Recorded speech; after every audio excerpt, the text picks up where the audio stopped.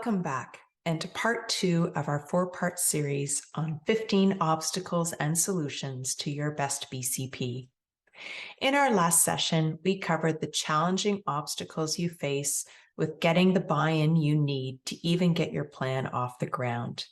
Today, we're diving into the nuts and bolts of writing the plan itself. So let's assume you've managed to get some traction in your organization. There's just a little hint of buy-in showing up. Now there's the task of putting a plan together. The threat risk assessment, the business impact analysis, not to mention the actual writing of the plan. Typically, even after you've managed to get some buy-in, the resource allocation tends to be far less than what you were hoping for. You still end up feeling like there is just too much work for one person to do. So how do we overcome having a large amount of work to do with limited resources to do it? We find opportunities to streamline. The first example I'm going to share today is streamlining the threat risk assessment. The actual risk assessment doesn't have to be a big part of your business continuity planning process. While risk mitigation is a critical piece to keeping your business safe and operating smoothly, you don't actually have to complete your threat risk assessment in order to start writing your plan. Ultimately, no matter what threats you're exposed to, at the end of the day, whether your building burns down, a pandemic strikes, you're the victim of a cyber event, or a tornado rips through, you are left with 4 possible results, or some combination of these 4. No building, the physical location where your staff go to work each day or where you produce your widgets is partially or completely uninhabitable for a period of time. This could be the result of a fire, a tornado, a gas leak, a pandemic, or an active shooter. Secondly, no people. It may be that a pandemic has struck the region, possibly a hurricane or other regional emergency has left your workforce with personal responsibilities that take precedence over their responsibilities to your organization, or just maybe the chicken was undercooked at the office holiday party and the majority of your operations team is off with serious food poisoning. One way or another, you are missing critical people and or the critical number of people required to continue business as normal. Third, no systems. This could be your data center is wiped out or your connectivity to your data center or systems has been cut. Construction in your parking lot, taking out your internet connectivity, a significant fire, or a disgruntled employee releasing their frustrations on your server room can all leave you with no access to some or all of your systems. Lastly, third-party providers, whether they supply you with software as a solution, courier services, power, or the raw materials you require to manufacture your widgets. These days, more and more companies are outsourcing, and the ability of those vendors to continue operating impacts your ability to continue operating. So if you're tight for time and resources, and you need to get a draft of that business continuity plan together, you can consider skipping the threat risk assessment for now, and just ensure your plan is written such that you're prepared for no building, no people, no systems, or no third-party providers. So we've potentially dodged the threat risk assessment, but what about the business impact analysis? There's certainly a movement within the business continuity space that questions the need to do a full business impact analysis. I'm not going to get into that debate here, but the discussions are interesting to follow, and I encourage you to participate in them. For now, though, let's assume that you do want to complete a BIA. The BIA process uncovers a wealth of valuable information for your plan. Primarily, it establishes priorities and required resources to help ensure that everyone at the company is playing from the same playbook during recovery, and it provides you with an opportunity to validate that the disaster recovery solution you have in place for the IT side of the house will meet the needs of the organization. This helps to ensure that the plan you write is realistic for your organization. Now, having said that, there are a few things you can do to simplify the BIA process. First of all, avoid open-ended questions.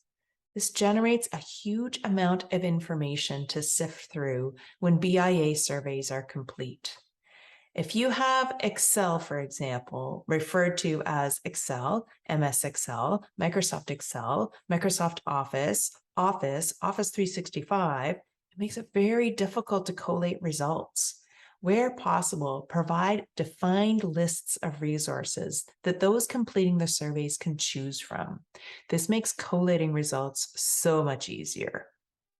Second, only ask for what you'll use. There are a lot of very expansive BIA survey questionnaires available, but sometimes they collect way more information than you really require. Particularly in a small to medium-sized organization, a commonly asked survey question is the number of people required to execute a process. It's understandable why the question's being asked. At the end of the day, the planner wants to know, well, how many people and workstations are going to be needed as recovery takes place. However, questions like this can lead to some double counting. For example, there may be financial processes that require 2 people due to the dual controls involved. So when asked how many people to execute this particular process, the individual completing the survey states, well, 2. Now, for the next process, perhaps only 1 person is required, so 1 is recorded, and the same for the process after that. For these 3 processes, it may now look like we need 4 people, 2 for the first process and 1 for each of the next 2 processes. However, what if the same 2 people that do the first process can easily do the next 2 processes as well? What if each of these procedures don't actually consume their entire day? It may be that only 2 people are needed for all 4 processes to be completed. Capturing this type of data creates extra time for those completing the survey, extra time for the person collating the information, and all the while leading to some misleading results. In this particular example, once the BIA data is captured and the recovery time objectives for each of the processes decided upon, it may then be more helpful to look at all of the day 1 processes together and decide how many people a whole department might need to execute those processes, and then repeat that for each subsequent day. The next obstacle is managing that volume of information you've already created as a result of the BIA, plus the information you'll capture as each of the business units sort through their recovery strategies. With a bare bones BIA survey, you've already cut down on some of the volume of information you need to deal with to complete the analysis. But there's still a lot that needs to go into the plan for every department, not to mention the rest of the material that makes it a full plan. The scope, the purpose, policies, procedures, table of contents, vendor lists, contact information. This can all feel very overwhelming to everyone involved. Plus, once it's written, no one's going to want to review this great volume that has been assembled. What you want to do here is really think about your audience when writing your business continuity plan. A great analogy provided at one of our workshops was to implement the 3-binder rule. So what exactly is the 3-binder rule, and why are we talking about binders in a largely digital world? We'll be back with an explanation after a brief message from our sponsor, Kingsbridge BCP.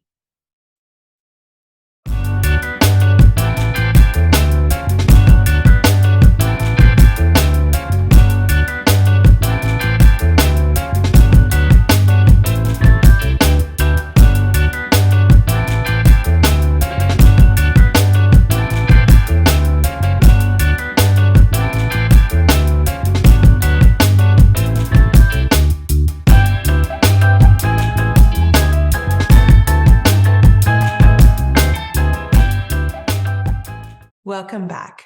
We were just about to get into the 3-binder rule as a strategy to help manage the volume of information that goes into a BCP. So this rule is actually not really 3 binders, but rather refers to the equivalent amount of information that you would find in a binder, a pamphlet, and a business card. So let me explain. The full binder worth of information is what your auditors want to see. This will include the plan's introduction, the scope, the purpose, the policies, the change logs, as well as the response plans for each of your teams. Your emergency response procedures, such as your evacuation plans, will be in here, along with your business impact analysis data, results of various exercises or disaster recovery tests that you've done in the past, as well as who might have attended those events. Much of this information is critical for demonstrating that you have a complete and effective plan and that you've been diligently maintaining it. However, for each of your recovery teams, they don't need all this noise when they need to respond. They need about the same amount of information as you could fit into a pamphlet, with whatever supporting documentation they may need to reference, like paper forms or manual procedures they may need depending on the scenario they face. Those in the rest of your organization, not directly involved in the recovery process, really need about the amount of information that can fit on a business card. They need to know that there is a business continuity plan in place. They need to know who to contact or who will contact them to provide them with instructions once health and safety concerns are addressed and it's time to recover the business. So a binder's worth of information for the auditors, a pamphlet's worth of information for the response teams, and a business card's worth of information for the rest of the organization. Where you need to focus the majority of your energy in writing your plan is on the pamphlet portion. This is where the rubber hits the road in terms of recovering the business. Once the team responses are together, then worry about the binder's worth of information you need for the auditors and the business card snippet for the rest of the organization. Now, the next obstacle that our workshop participants described was ending up with a plan that doesn't actually reflect the realities of your organization, either because they assume the existence of resources that don't actually exist, or they may be missing so much information. The plans don't really reflect the reality of what the organization would actually do during a disaster.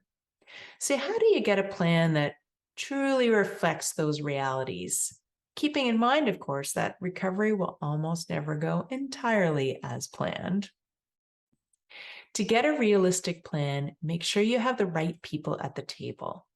If you only meet with people at the high end of the food chain, you'll miss critical resources and processes that take place that more senior managers may not be entirely aware of.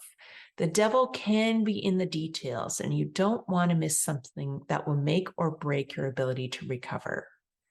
On the other hand, if you only meet with the front line, they won't necessarily have the big picture perspective to judge whether a resource or a process is truly critical or whether a particular recovery strategy or workaround is really permittable. You need to have a cross-section, and managers, particularly new ones, need to check their ego at the door and allow those who report to them to speak to how processes actually work, so that educated decisions can be made regarding how quickly it needs to return and how it can be modified if required. Another resource that is beneficial to have at the table if you can is IT. Your technology folks are an invaluable resource during the BIA and plan building process. They can validate the true system needs or suggest workarounds. A good example of this is when departments identify the company intranet as a critical resource. Most company intranets are just a series of shortcuts to information that is stored elsewhere. IT can tell you if and where to find the form, system, or web address directly when the intranet is not up. Nowadays, many of the systems companies use are accessed through a web portal, But most end users don't actually know whether what they're accessing is actually a local system or something hosted off-site, whether there's a designated IP address required for a site or a certificate or token that needs to be installed locally on their computer. I've seen departments plan to have everyone work from home only to discover that the systems they need to access can't actually be accessed remotely. Your IT department can help you sort through all of this. And of course, they are absolutely necessary to provide you with the organization's disaster recovery capabilities. A recovery time objective of 8 hours for a process is not realistic if the systems required to execute that process will not be up for 16 hours. Now, sometimes when you get a little bit of interest at the senior management level, it doesn't always trickle all the way down to the people you really need on board to actually contribute to the plan development itself. They aren't seeing it as a priority, and as a result, so they're not engaged. So, how do you get individuals to actually participate and not tune out of the business continuity process? We'll talk about this a little more when we get to maintenance, as many of the same solutions apply. But first, this is where you'll want to leverage that champion that you've been able to find in your organization. Compose an email outlining the importance of the BCP process and ask your champion to review it and send it from their email account. If you compose it, it's not a lot of extra work for them, but having an email come from senior management emphasizing the importance of everyone's participation in the process raises the profile and priority of their BCP obligations. I've worked with many organizations where I'm told by individuals point blank they are not going to lift a finger to work on the BCP unless their boss tells them to.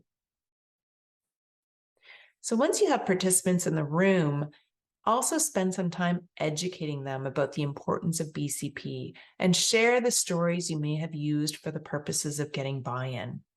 Emphasizing close calls for you or a neighboring business or competitor can make the process seem much more important. So that finishes up part 2 of our 4-part series on 15 obstacles and solutions to your best BCP. In our next part, we'll take a look at how to overcome the obstacles faced in exercising your plan. I'll see you right back here for part 3.